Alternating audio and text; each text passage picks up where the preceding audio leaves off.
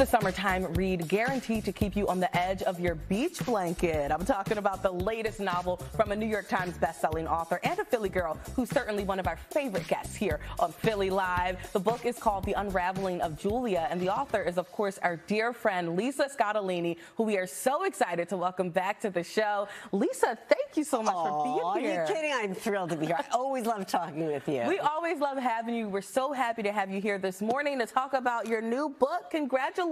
Thank you, thank you, thank you. Yeah, so you set your novel in Philadelphia, but then you take us on an Italian adventure that's really anything but carefree. Tell us more about this story. Right, well, let's just say on page one, a bad thing happens in Philadelphia, which, as we know, is completely fictional, because everything is great here. Yes, yes. And then this poor woman basically comes into this inheritance. She gets a letter saying you've inherited a villa and all this money in Tuscany, but she doesn't know the name of the person who left it to her. Wow. And she's adopted, so she says, well, I guess I got to go to Tuscany and figure it out, and I have to try to deal with this loss that happened on the streets of our hometown. Wow. And so she goes there, and unraveling ensues.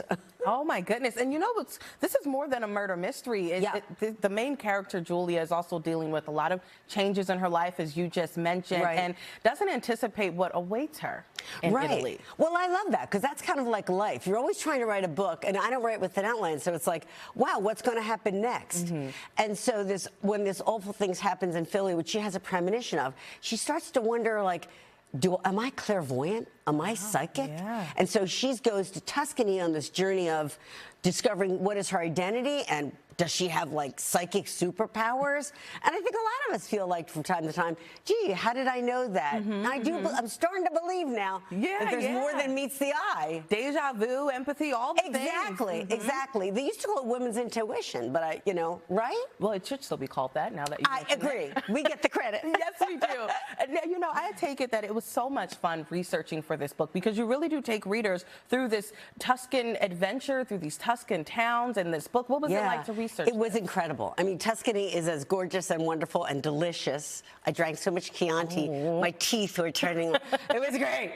But what's really cool is I wanted to make sort of dark Tuscany. Like, what's the underside of Tuscany? Like, who's really harvesting all those grapes? What really is happening behind the scenes in Tuscany? Past what the usual tourist sees. And the research was, well, it really was amazing to do. Yeah, I bet. And then you also featured prominently in this book Julia's love of astrology. You know, you kind of mentioned this premonition, this psychic energy that she had. What inspired you to include this element? You know, it's weird, I'll tell it fast, but like 40 years ago, I went to a channeler as a gift, a channeler, and I didn't believe a word of it. And she told me, your soul wants to be a writer, and you should do that. And I had never told anybody that, ever. And when she said it, I felt it resonate in me. And that was the night I started writing. And it was because she said it. I know. And I've been thinking about that for 40 years. And since then, little things have happened to me. And my mother always claimed that she knew what was going to happen. And honestly, most mothers do, you know, don't they? And I was a little bit like, you know, I'm going to really explore that.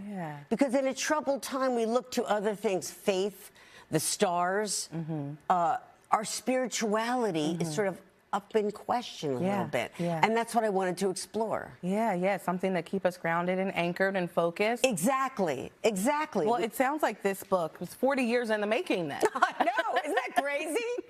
Well, I'm excited to finish reading it. I know our producer already read it, and so I know audiences, of course, are going to love it too. So once again, Lisa Scottoline's newest novel is called The Unraveling of Julia, and it's on sale now. And Lisa actually has a book event coming up in just a few minutes at Barnes & Noble in Center City, Philadelphia. That begins at noon. Lisa will also appear this evening at 7 p.m. at the Doylestown Bookshop on Main Street in Doylestown. And then tomorrow, you can see Lisa at an event being hosted at Lewis Elementary School at 5 p.m. with Browse About Books and the Lewis Public Library near the Delaware beaches. So you are a booked, pun intended, booked and busy woman. Exactly. So I love that. Yes, get all the details that you need on NBC10.com/finditon10. Lisa Scottoline, thank you so much for being here. I love you.